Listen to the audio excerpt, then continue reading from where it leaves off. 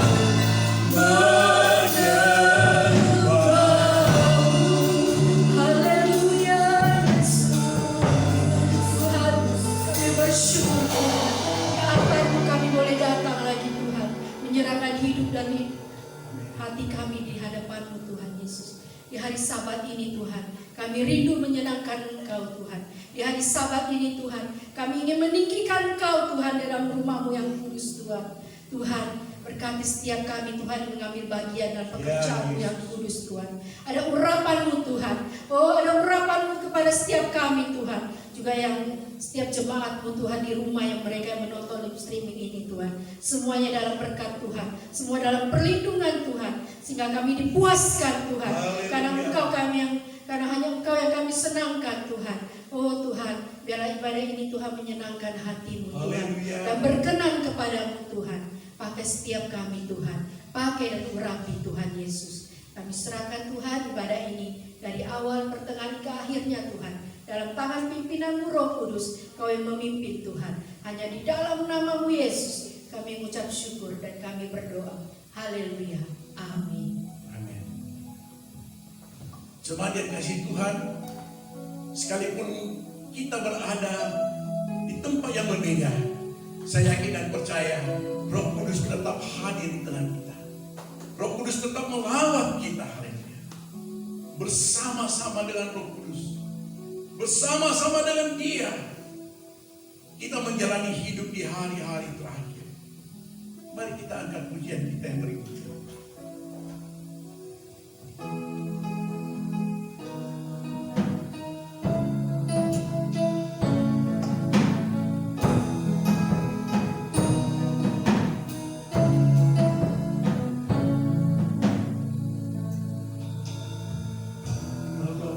Yang selalu setia, memenuhi keperluanku, tak pernah Kau mengecewakan. Yesusku tak pernah. Mari sama-sama katakan, Segala perkara dapat ku tanggung, di dalamnya yang memberi kekuatan. Tuhan Yesus menolong dan sahabat, tetap percaya Tuhan setia.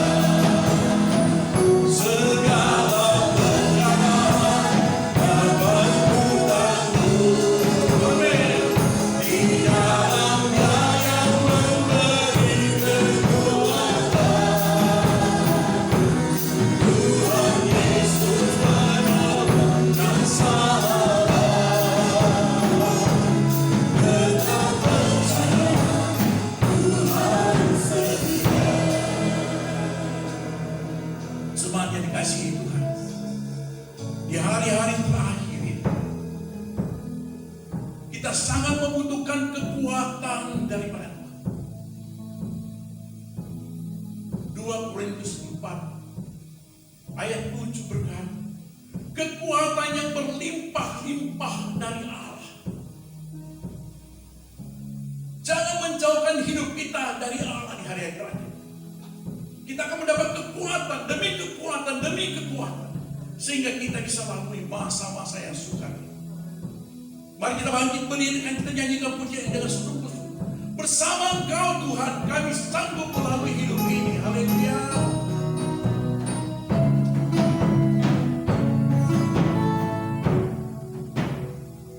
segala perkara dapat ku tanggung, di dalamnya yang memberi kekuatan.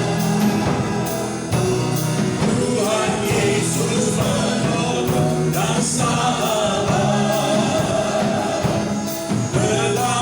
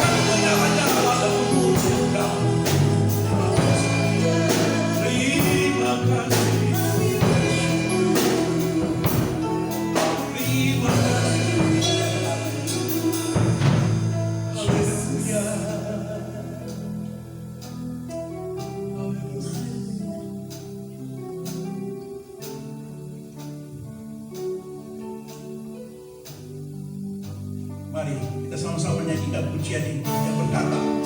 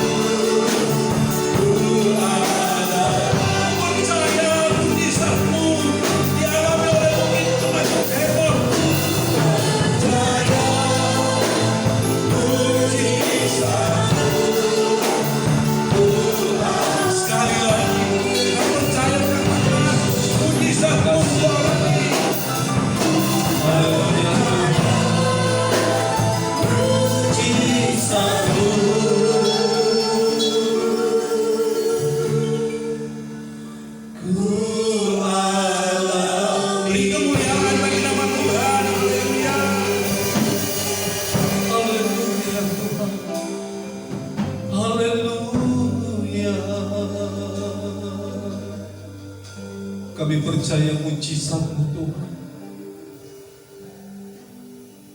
selalu ada dan selalu ada untuk setiap anak-anak-Mu yang percaya kepada-Mu. Itulah sebabnya saat ini kami membuka hati kami untuk kebenaran-Mu. Roh Kudus berkarya di tengah-tengah kebenaran firman-Mu. sehingga hidup kami ini adalah hidup di dalam kebenaran, dan Roh Kudus membawa kami dan berjalan di dalam kebenaran itu. Pakai mulut bibir hamba-Mu Tuhan untuk memberitakan firman-Mu yang hidup ini. Kami buka hati kami dan kami siap untuk firman-Mu. Di dalam nama Tuhan Yesus Kristus, haleluya. Amin. Haleluya, shalom. Mari kita mempersiapkan hati kita untuk kebenaran firman Tuhan. Kita buka firman Tuhan bersama-sama di dalam Roma pasal yang ke-12 ayat 1 sampai ayat yang ketiga. Saya bacakan demikian firman Tuhan. Karena itu saudara-saudara, demi kemurahan Allah aku menasihatkan kamu supaya kamu mempersembahkan tubuhmu sebagai persembahan yang hidup, yang kudus, dan yang berkenan kepada Allah. Itu adalah ibadahmu yang sejati. Janganlah kamu menjadi serupa dengan dunia ini, tetapi berubahlah oleh pembaruan budimu, sehingga kamu dapat membedakan manakah kehendak Allah, apa yang baik, yang berkenan kepada Allah, dan yang sempurna. Berdasarkan kasih karunia yang dianugerahkan kepadaku, aku berkata kepada setiap orang di antara kamu, janganlah kamu memikirkan hal-hal yang lebih tinggi daripada yang patut kamu pikirkan, tetapi hendaklah kamu berpikir begitu rupa, sehingga kamu menguasai diri menurut ukuran iman yang dikaruniakan Allah kepada kamu masing-masing. Saudara, firman Tuhan katakan, demi kemurahan Allah aku menasihatkan kamu. Hari ini kita akan belajar bersama-sama firman Tuhan, bagaimana kita hidup di dalam kemurahan Tuhan. Karena saya percaya hari ini kita ada sebagaimana ada, semuanya karena kemurahan Tuhan. Kemurahan di sini di dalamnya juga berbicara tentang kebaikan Tuhan. Kemurahan di sini juga berbicara tentang anugerah Tuhan di dalam kehidupan kita. Apalagi ketika kita menoleh ke belakang sejenak, Roma pasal 3 ayat 23 katakan bahwa semua orang telah berbuat dosa dan telah kehilangan kemuliaan Allah. Siapakah kita ini, saudara yang kasih dalam nama Tuhan Yesus? Oleh karena kemurahan Tuhan saja, kasih karunia Yesus Kristus, kita diselamatkan kasih Tuhan. Bukan karena kuatan gagah kita, firman Tuhan katakan. Bukan karena apa yang kita miliki, karena kemurahan Tuhan saja. Bahkan sebagai gembala yang agung, Mazmur pasal 23 ayat yang ke-6, kebajikan dan kemurahan belaka akan mengikuti aku seumur hidupku. Ketika kita berbicara tentang kemurahan Tuhan tidak selesai saat Yesus mati bagi saudara dan saya. Kemurahan Tuhan tidak selesai saat Tuhan mengampuni dosa kesalahan kita di dalam darah-Nya. Tetapi sampai hari ini, kemurahan dan kebajikan Tuhan itu mengikuti kita hari demi hari. Kebajikan dan kemurahan Tuhan mengikuti aku seumur hidupku. Saudara bisa bayangkan kebaikannya Tuhan. Saudara bisa bayangkan kemurahan Tuhan di dalam kehidupan kita. Dan yang sebenarnya kita tidak layak, karena memang kita orang berdosa, saudara. Tetapi kemudian Tuhan melayakkan kita. Tuhan menerima kita, bahkan mengangkat kita menjadi anak, dan Dia terus melanjutkan kemurahannya itu di dalam kehidupan kita. Apakah sudah cukup, saudara, kita mengalami kemurahan Tuhan? Belum. Kalau kita sudah mengalami kemurahan Tuhan, ada respon di dalam kehidupan kita. Bagaimana kita bisa hidup di dalam kemurahannya itu? Kita meresponi kemurahan Tuhan, meresponi kebajikan Tuhan di dalam kehidupan kita. Nah, firman Tuhan katakan, demi kemurahan Allah aku menasihatkan kamu supaya kamu mempersembahkan tubuhmu sebagai persembahan yang hidup, yang kudus, dan yang berkenan kepada Allah. Itu adalah ibadahmu yang sejati. Jadi orang yang hidup di dalam kemurahan Tuhan, pertama-tama dia akan mempersembahkan hidupnya, tubuhnya sebagai suatu ibadah yang sejati. Kalau kita hidup di dalam kemurahan Tuhan, saudara, ada ibadah yang sejati yang kita persembahkan kepada Tuhan. Ibadah yang bagaimana? Ibadah yang mempersembahkan tubuh sebagai persembahan yang hidup, kudus, dan berkenan kepada Allah. Tubuh kita ini, saudara, hidup kita ini. 1 Korintus 6 katakan bahwa tubuh kita ini adalah baiknya Tuhan. Roh Kudus berdiam di dalam baik ini, dalam tubuh ini. Itulah sebabnya persembahkan tubuhmu sebagai persembahan yang hidup. Hidup sini sudah dikasih Tuhan Zoe, tidak mati, dapat bergerak, bertindak aktif dengan penuh kekuatan. Ini kekasih Tuhan. Jadi kalau sudah dengan urusannya ibadah yang sejati, tubuh kita ini harus aktif kekasih Tuhan. Apalagi berbicara tentang ibadah kita.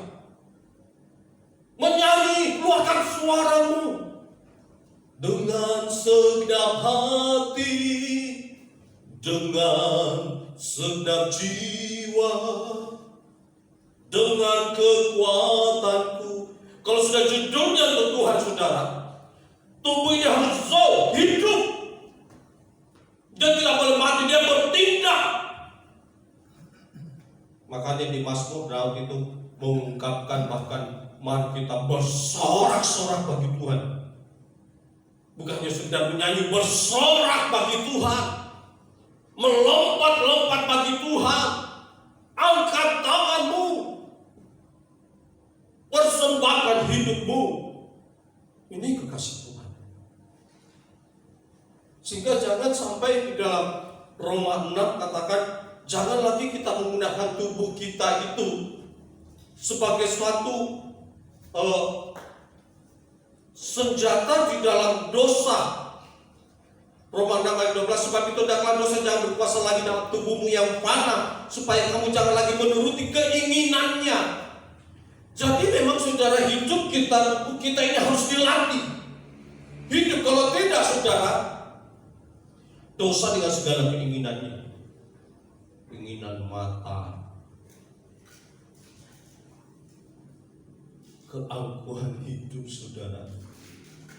Tubuh ini kalau kita tidak jaga dengan baik-baik, kita bisa kembali mengikuti dosa yang berkuasa di dalam tubuh kita yang fana. Tetapi ketika kita melatih tubuh kita, persembahkan untuk Tuhan sebagai persembahan yang hidup, yang aktif, yang bertindak untuk Tuhan, harus dilatih, saudara. Bangun pagi-pagi, bangun jam 5, bangun jam 6, latih tubuh, berdoa. Aduh saya capek mas, habis kerja, aduh tidur lambat. Latih tubuh. Jangan kalau mau ikuti tubuh ini sudah, oh ini tubuh ini malas sudah. Tapi kalau kita mau latih, mempersembahkan sebagai ibadah yang sejati, kita mau berdoa, berpuasa, harus kekasih Tuhan. Kita harus melatih tubuh kita ini karena dia harus dipersembahkan kepada Tuhan sebagai persembahan yang hidup dan juga yang kudus.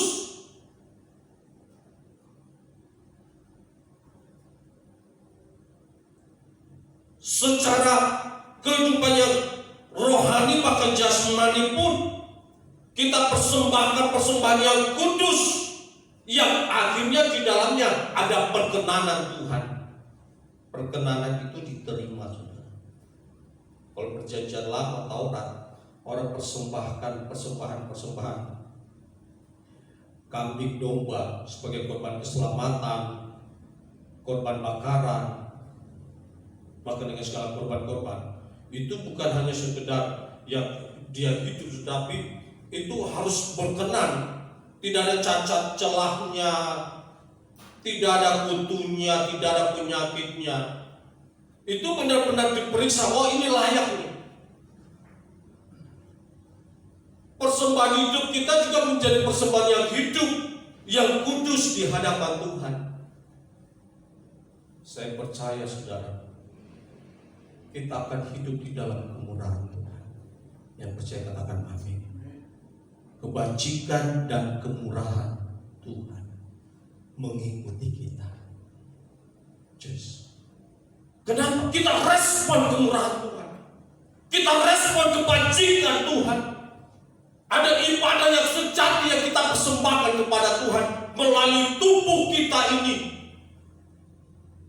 yang hidup, yang kudus, dan yang berkenan di hadapan Tuhan.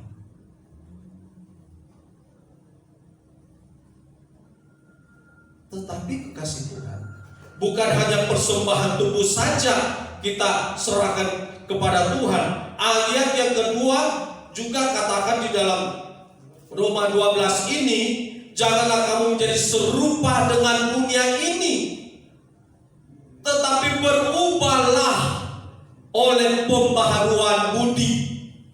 Bukan hanya tubuh kita saja saudara, tetapi ada persembahan tubuh dan persembahan budi, persembahan pikiran.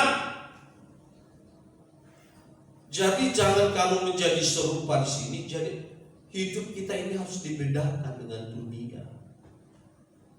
Jangan sampai dunia A, kita juga A, kekasih Tuhan. Ya jelas ngomongnya pun beda, apalagi dengan pola pikir.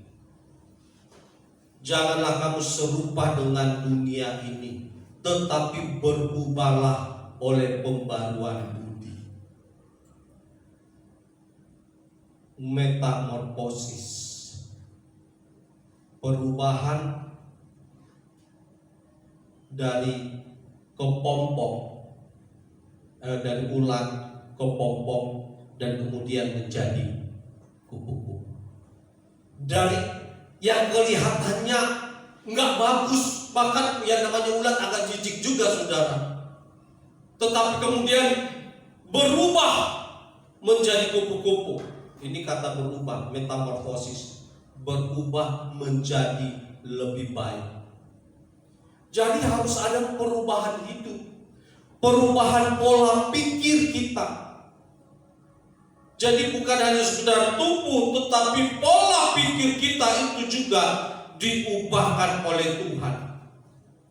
Bagaimana hidup kita ini menjadi berkat, pola pikir kita berkenan di hadapan Tuhan. Saudara, sekarang zaman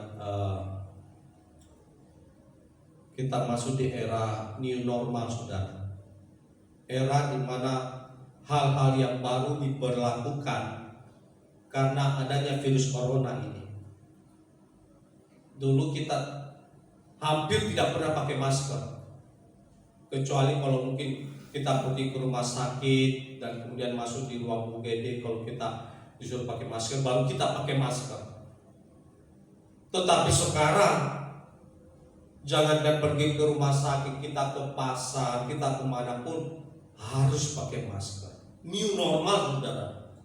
Bahkan pemerintah kita pun juga saudara sudah memberikan juga protokol kesehatan, bukan hanya pakai masker, tetapi bagaimana kita juga menjaga jarak.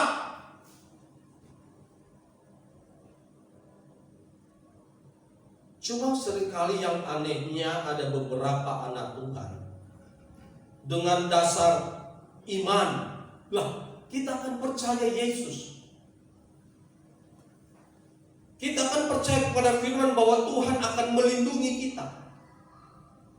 Apalagi kalau sudah baca Mazmur 91 saudara, wah itu Mazmur perlindungan Tuhan itu luar biasa, kasih Tuhan. Kan Tuhan sudah berjanji akan memelihara dan melindungi kita. Bahkan walaupun rebah di sisi kirimu Apa kalau 10.000 sisi kirimu 1.000, kamu akan tetap berdiri. Tuhan akan tetap jaga, Tuhan akan tetap pelihara. Ngapain pakai masker? Ngapain jaga jarak? Kan kita punya Tuhan. Hati-hati saudara. Kita memang harus percaya Tuhan. Kita harus memiliki iman. Tetapi firman Tuhan katakan, jangan kita menjadi serupa dengan dunia.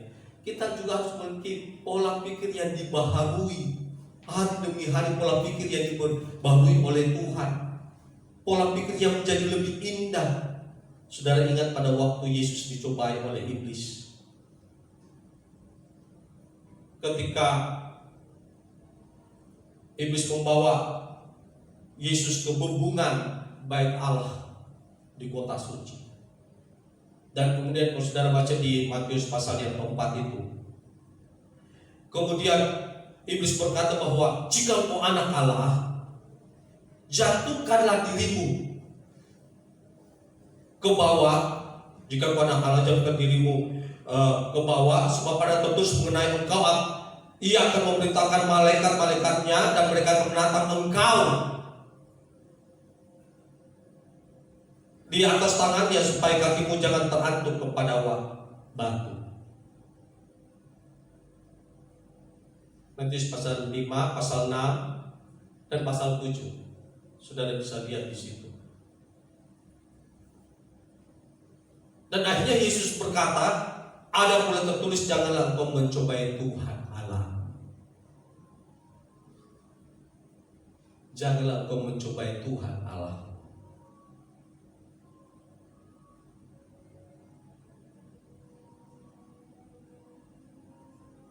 Iblis berkata, ayo Tuhan silakan jatuhkan dirimu, pasti malaikat Tuhan akan jaga engkau, akan menatang engkau di atas tangannya. Apakah Yesus menjatuhkan dirinya? Yesus, dia memang anak Allah, saudara.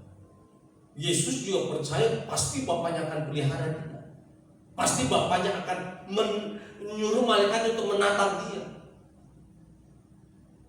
Tapi Yesus itu bukan bodoh. Yesus juga memiliki hikmat, akal budi, pikiran. Seandainya pun dia mau menjatuhkan diri dari atas bubungan bait Allah, itu bukan karena iblis yang mencobai dia. Dan Yesus tidak mau, saudara. Yesus tidak mau meladeni iblis. Ngapain saya harus lompat? Ngapain saya harus jatuhkan diri di bawah?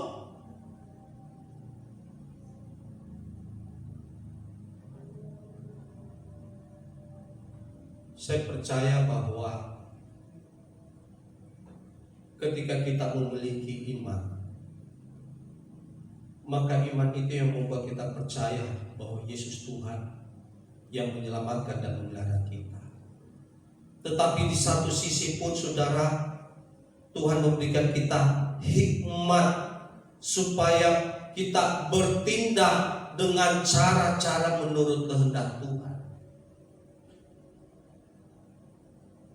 Bukan hanya berdasarkan iman, tetapi konyol, nekat. Kita naik ke atas gunung, saya akan lompat, pasti nanti Tuhan akan kirimkan malaikatnya menatang saya. Hati-hati saudara. Saya percaya iman yang benar itu bukan iman yang konyol. Jangan sampai kita mencobai Tuhan kita, kekasih Tuhan. Ikuti saja anjuran pemerintah. Pakai masker, jaga jarak.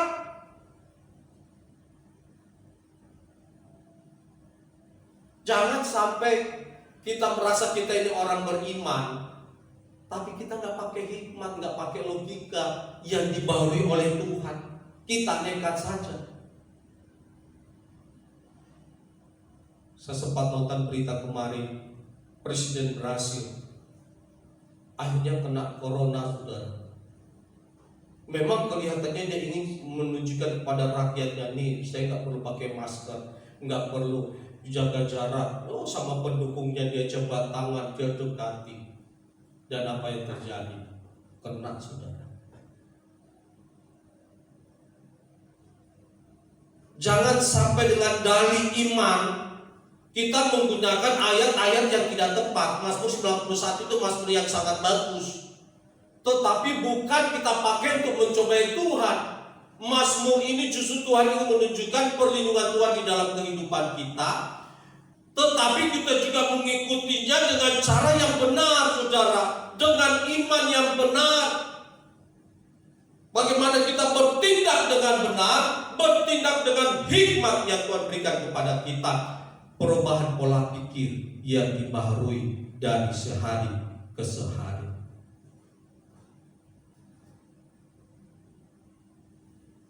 Kalau kita hidup di dalam kemurahan Tuhan, mari kita menunjukkan pola pikir ini, saudara. Dan inilah yang Yesus ingin kita juga persembahkan itu di dalam Matius 22. Hukum yang pertama dan terutama, kasihlah Tuhan Allahmu dengan segenap hati, tapi juga dengan segenap jiwa. Dengan segenap jiwa itu di dalamnya akal budi, saudara. Pikiran yang kita persembahkan kepada Tuhan. Kita tidak hanya sekedar bertindak untuk menurut kita maunya kita, iman kita besar. Tidak seperti itu, saudara.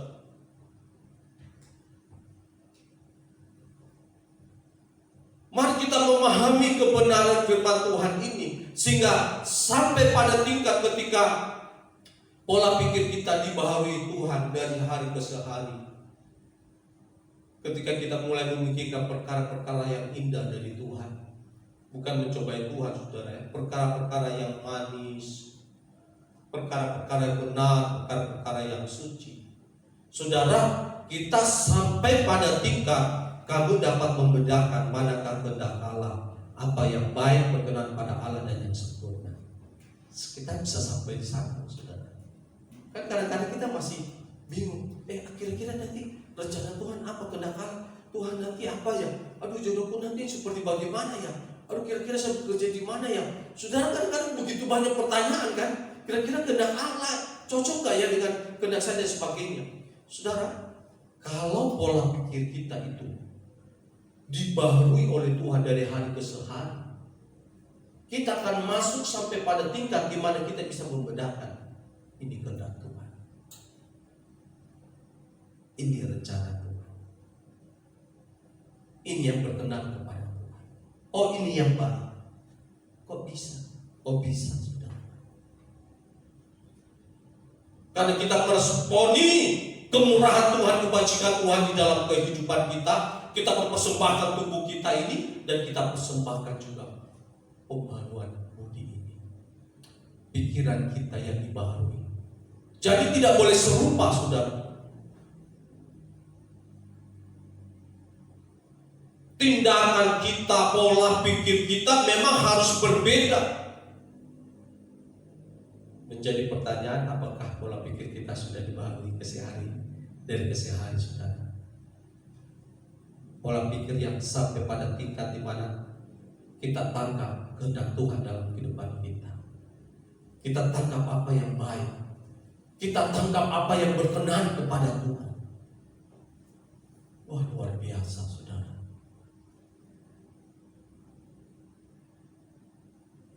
Dan yang terakhir,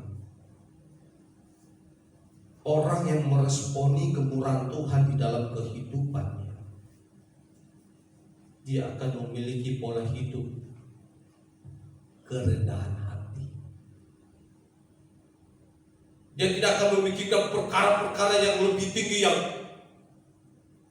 istilahnya levelnya itu, saudara, level imannya. Dia tidak melampaui apa yang Tuhan, otoritas Tuhan di dalam kehidupannya, saudara.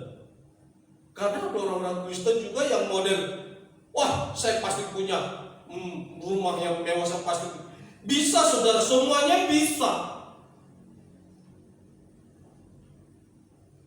Tetapi masalahnya, kekasih Tuhan, apakah keinginan kita, pengharapan kita itu didasarkan pada keegoan kita, atau didasarkan pada hati yang tulus, hati yang merendahkan diri di bawah kaki Tuhan.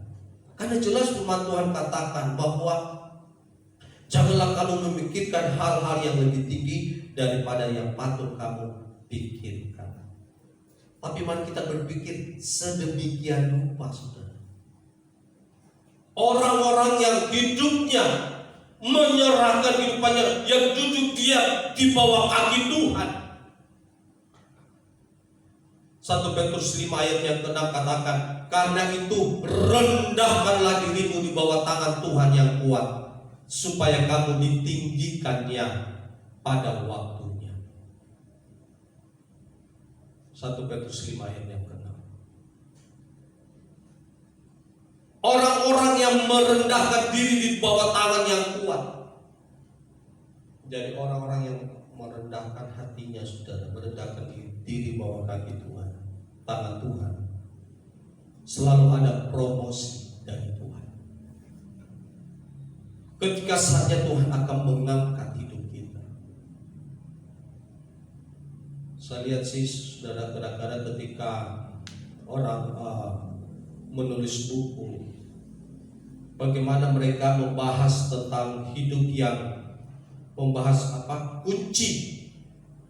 kunci untuk mengalami kehidupan yang sukses dan diberkati. Oh, banyak sudah dari situ. Tetapi coba kita perhatikan, hanya sedikit yang menempatkan kerendahan hati itu sebagai syarat untuk mencapai kesuksesan yang sejati. Dunia akan berusaha bagaimana kalau kita ingin naik, kita harus sukses, kita akan melakukan apa saja. Tangan jadi kepala, kepala jadi tangan, saudara, kaki jadi, semuanya kita lakukan apa saja. Bahkan apa yang menjadi saingan kita, orang-orang sekitar kita, kalau kita bisa singkirkan, kita singkirkan. Apalagi kalau di dalam politik, wah itu bahaya, saudara. Tapi kalau kita kembali kepada firman Tuhan, peninggian itu justru awalnya dari perendahan. Ketika kita mau merendahkan diri di bawah kaki Tuhan, saat-saat terakhir Yesus pelayanannya di muka bumi sebelum dia disalibkan, dia tunjukkan kepada murid-muridnya apa itu namanya kerendahan hati. Bahkan perendahan bukan hanya sekedar kerendahan hati, karena dia mengambil air, baskom, kemudian isi air, dia mengambil kain, saudara, dia basuh kaki murid-muridnya. Tidak ada sejarah guru itu membasuh kaki murid, tidak ada. Kalau murid membasuh kaki gurunya, it's okay, wajar. Oh, guru lebih tinggi. Ini guru melakukan kepada murid-muridnya. Yesus mengajarkan mereka apa yang namanya bukan hanya sekedar kerendahan, merendah diri. Ketika kita mau merendahkan diri, tetapi Yesus itu lakukan bukan untuk merendahkan diri buat murid-muridnya, tidak. Yesus ini sebenarnya menekankan bagaimana melayani Tuhan itu dengan segala kerendahan hati. Apa yang telah kulakukan kepadamu, lakukanlah juga itu pada orang lain. Sulit bagi kita, saudara, kalau kita ingin melayani Tuhan dengan segala kesungguhan hati, kalau kita tidak merendahkan diri di bawah tangan Tuhan yang kuat.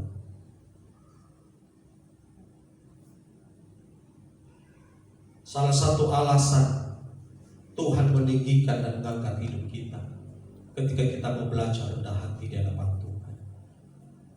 Orang-orang yang rendah hati itu, saudara, biasa pertama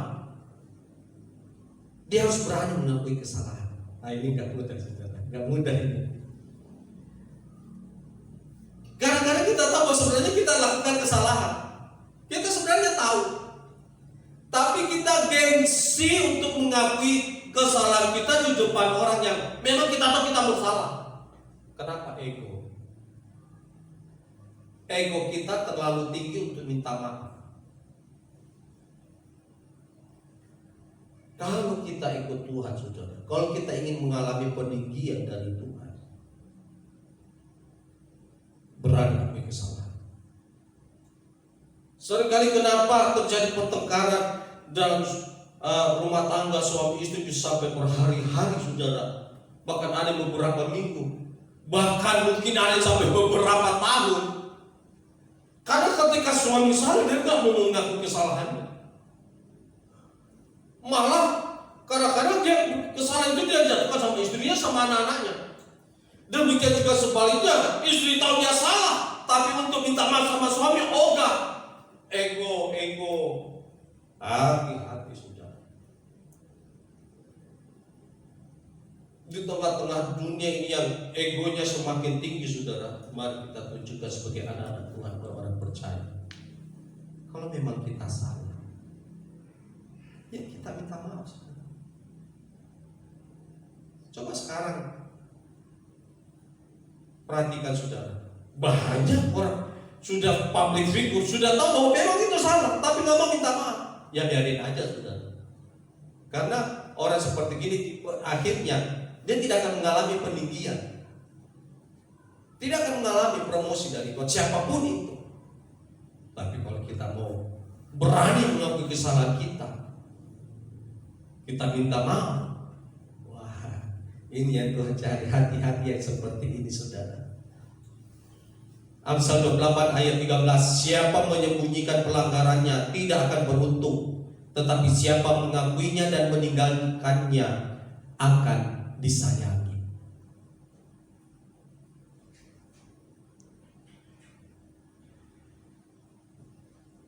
Amsal 28 ayat 13. Kalau kita tidak mau mengakui kesalahan, kita menyembunyikan, firman itu akan terjadi. Kita jadi orang gak beruntung, saudara. Tapi kalau kita mau mengakuinya, suami ketika mau mengakui kesalahan sama istri, istri bisa tambah sayang, saudara. Demikian juga sebaliknya. Nggak usah mikir soal ego kita yang jatuh, nggak usah. Yang kedua, orang yang mau rendah hati itu, dia mau terus belajar. Mau belajar. Saudaraku, mari kita terus belajar. Belajar di bawah tangan Tuhan yang kuat. Terus cari Tuhan. Terus mau pimpinan Tuhan. Yang paling bahaya di dalam kekristenan itu, saudara, kalau kita sudah merasa diri hebat, kita gak perlu pendeta lagi khotbah, gak usah. Apalagi kalau kita pikir, saya dosa ibadah lah, saya sudah tahu firman. Hati-hati, saudara. Hati-hati. Kalau kita mau meresponi firman Tuhan, terus datang di bawah tangan Tuhan.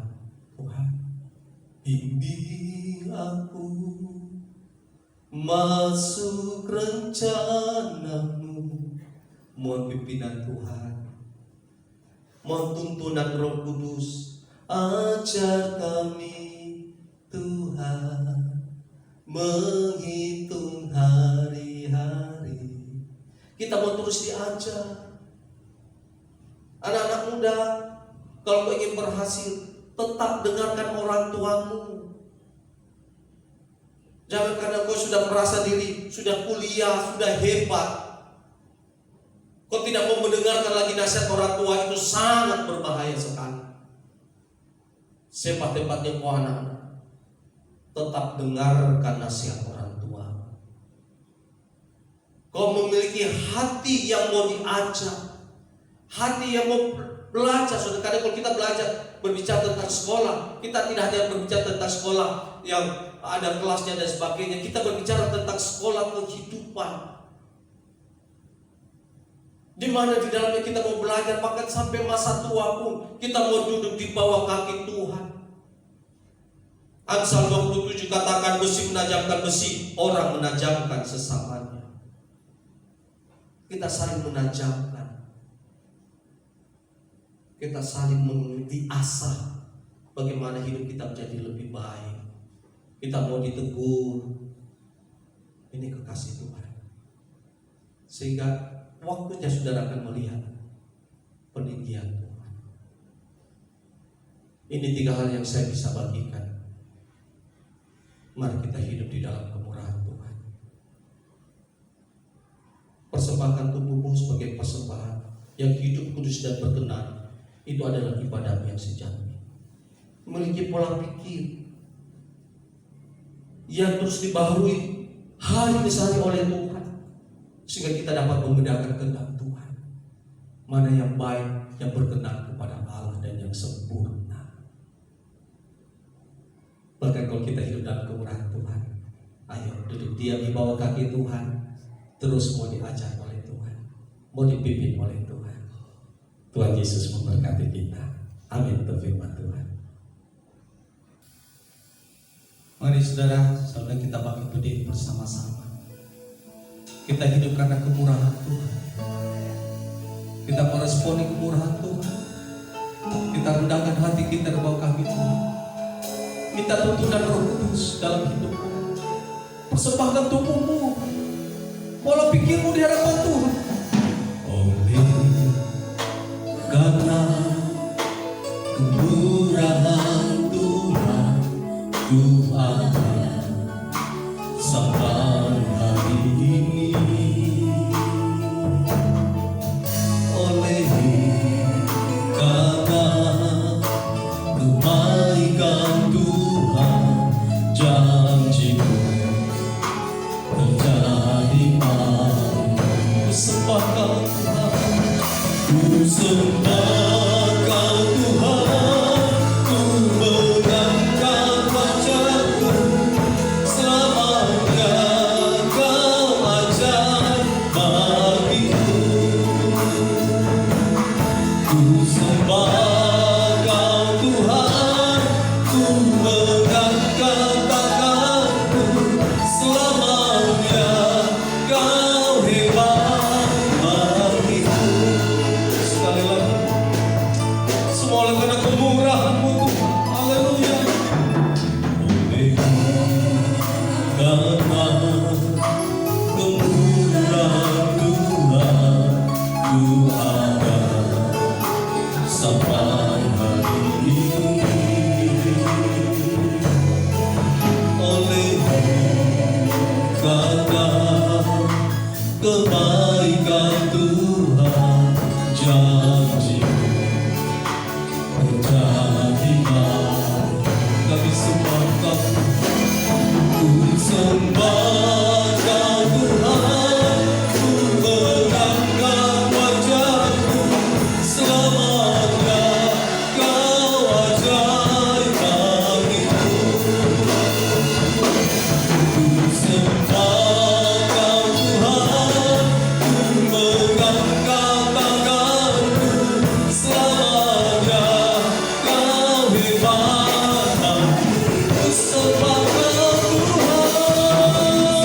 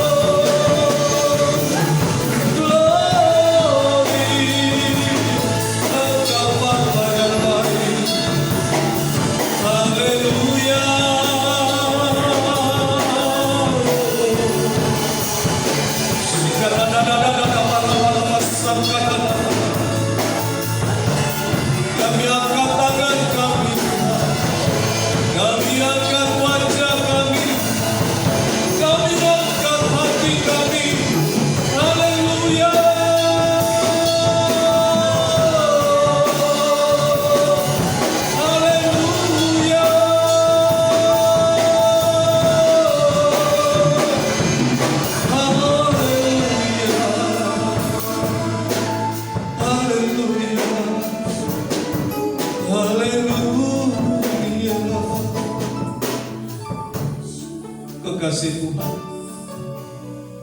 nikmati kemurahan dan kebajikan Tuhan dalam hidupmu, yang mengikuti hidupmu hari-hari ini. Bahkan di tengah-tengah era new normal ini, ada banyak kebajikan dan kemurahan Tuhan dalam hidupmu.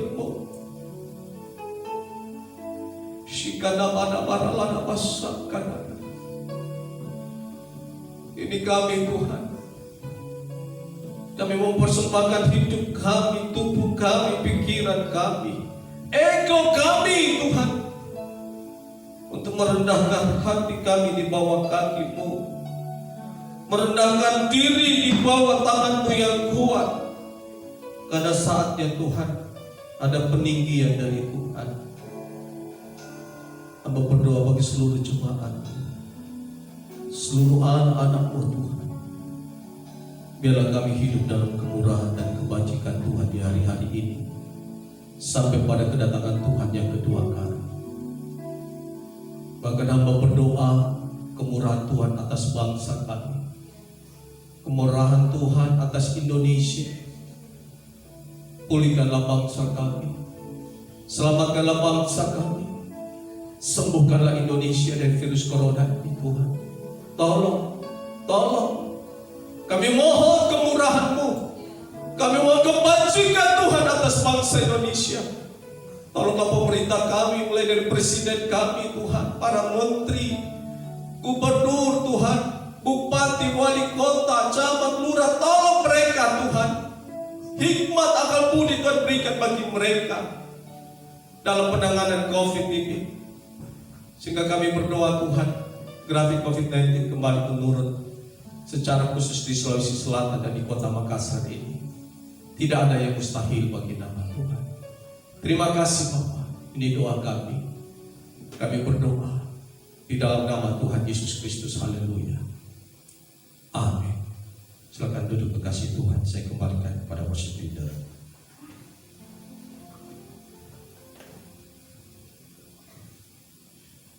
Shalom, seberapa kita yang diberkati Tuhan, angkat tanganmu dan bersyukur kepada Tuhan bahwa hari ini kami masih bisa mendengar kebenaran firman Tuhan. Tiba saatnya kita akan membawa persembahan kita, ya, berikan persembahan yang baik buat Tuhan sebagai korban ucapan syukur kita kepada Dia.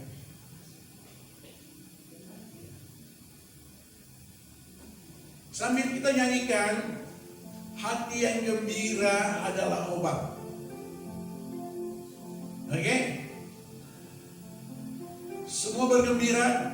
Tuhan katakan bergembiralah, maka Tuhan akan memenuhi segala keinginan hatimu. Haleluya. Mari kita berdoa sebelum kita membawa persembahan. Nanti Ibu Merlin berdoa. Jemaat yang dikasihi Tuhan, mari kita satu dalam doa, kita berdoa. Kami bersyukur Tuhan untuk kesempatan pada pagi hari ini Tuhan, kami masih dapat memuji, memuliakan Engkau, beribadah kepadamu. Biarlah Tuhan apa yang kami lakukan ini menyenangkan hati Tuhan. Ya Yesus. Kami diisi oleh kebenaran firman untuk menguatkan hidup kami Bapa. Tetap teguh di dalam Tuhan. Saat ini Tuhan, jemaat-Mu akan memberi persembahan Tuhan. Mari Engkau memberkati setiap jemaat-Mu Tuhan. Dalam usaha pekerjaan jemaat-Mu Tuhan, Engkau yang memberkati. Satu hal kami percaya Tuhan, Engkau tidak meninggalkan umat-umat-Mu Tuhan. Kami tidak berkekurangan, tapi kami menikmati berkat-berkat Tuhan berlimpah-limpah. Terima kasih Bapa yang baik. Ini persembahan kami siap memberi dengan sukacita. Dalam nama Tuhan Yesus. Haleluya. Amin. Amin. Persembahan daripada jemaat bisa ditransfer lewat rekening yang tertera, ya, BCA, IBU Kehemon dan Perpuluhan. Oke? Bisa juga dijemput kalau memang ditelepon. Haleluya. Kalau saya enggak transfer, haleluya, tapi dijemput. Beri yang terbaik.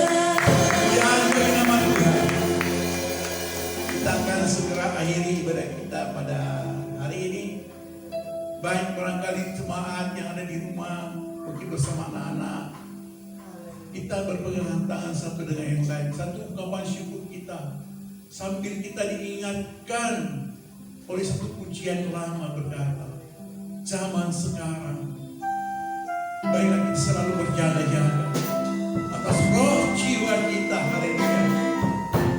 Kita bisa melihat keadaan dunia di hari-hari terakhir ini. Nyanyikan pujian ini, merenungkan maknanya.